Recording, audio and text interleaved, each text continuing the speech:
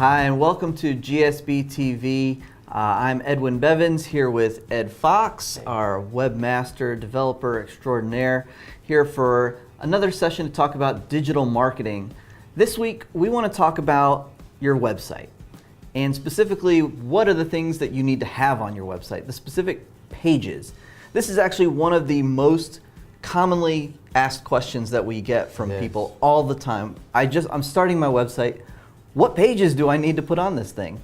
So we're going to talk about the 5 pages that every small business website should have, and then what you should put on those pages. So Ed, let's just jump right in. What's the first page that they need to have? Well, I mean, it seems like an obvious answer, but the answer is your homepage.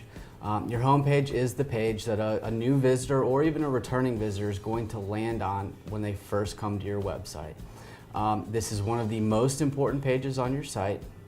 One thing to keep in mind with your homepage, you do not have a long time to get a user engaged and to gain their interest. So don't keep it too long, keep it fairly short, provide a brief summary of your product and service, a brief summary of who you are or who your company is, some headlines and subheadlines about what you have to offer, things like that. Always make sure on this homepage that you're going to provide some sort of a call to action. Keep in mind, what do you want the customer to do? Where do you want them to go next? What exactly are you looking for? Whether that's a learn more, a buy now. Sometimes it's even just a contact form to fill out and let us give you a call. You know, one of the things that a lot of people still want to do, and it amazes me when we answer all these questions for the consultants, is everybody seems to want a slider.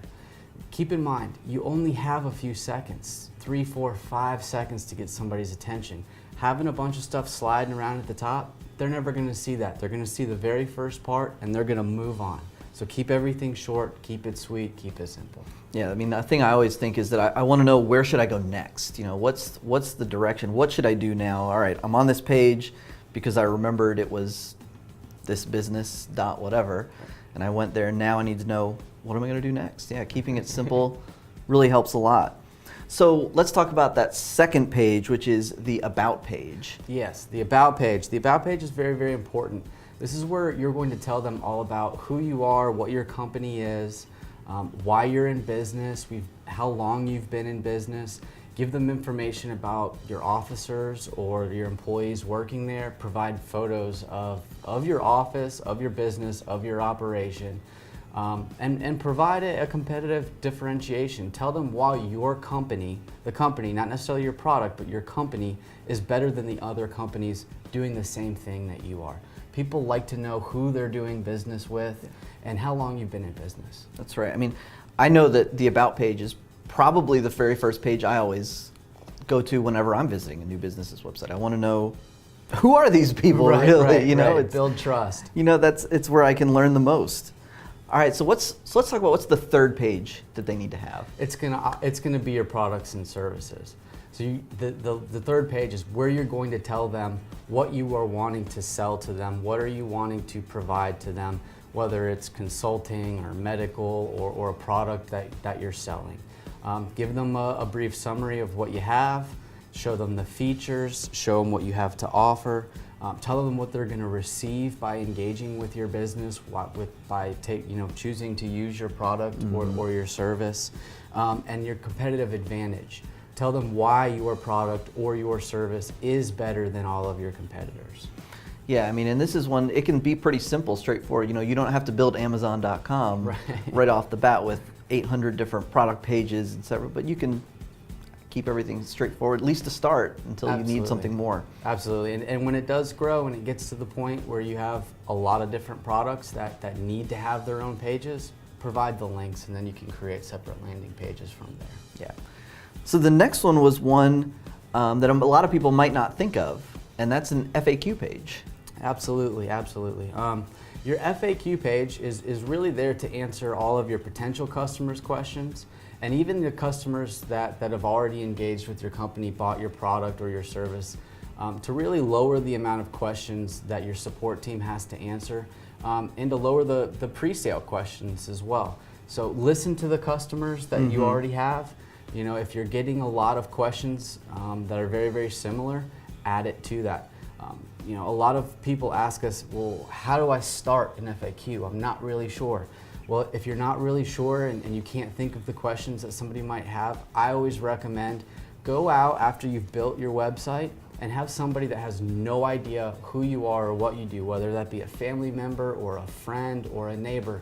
Have them go through the website, have them look at your product or your offering, your service, have them write down any questions that they have, edit them and put them up. That's a great idea for coming up with questions. And I mean, you know, that's something we kind of do around here when we have a new project is started. What are some of the questions? Well, hey, let's pull in somebody who's not been part of this. Exactly. You know, you want to get that outsider's perspective because that's who's going to be asking the questions. Yes. You know, it's the people who are not in your business. So the last of the 5 pages that you need to have on your website is a contact page. Tell me more. Page. It's absolutely crucial to have a contact page. Now, your contact information should be on every page of your footer. I always recommend that. The more places that you give the user the knowledge of how to contact you, the better. However, it can get lost if you have it on certain pages or in the footer. People are used to seeing a contact button up in your navigation. Always have that. If you have a brick and mortar store, you're going to want to include your address on there, your hours of operation. If your support staff works different hours than your normal hours of operation, include that. Social media links so they can get to your Facebook, Absolutely. Twitter, etc. Obviously, email, fax number, phone number, and most importantly, and it's something that I always preach when I'm answering questions or talking to customers, is have a contact form on there. Don't make somebody leave your website to get in contact with you. That's right. You know, it's amazing. I mean, every business is going to have different kind of stuff, and maybe certain businesses might need special pages that they need to have. You know, a restaurant might want to have a menu and such and such. But it's really amazing. These 5 pages are pretty much universally applicable to every business, no matter what you are, what you do, where you are. You know, this is how you get started, and then you can build from there and put more and more. But this is where you got to start. Really, it is. Absolutely.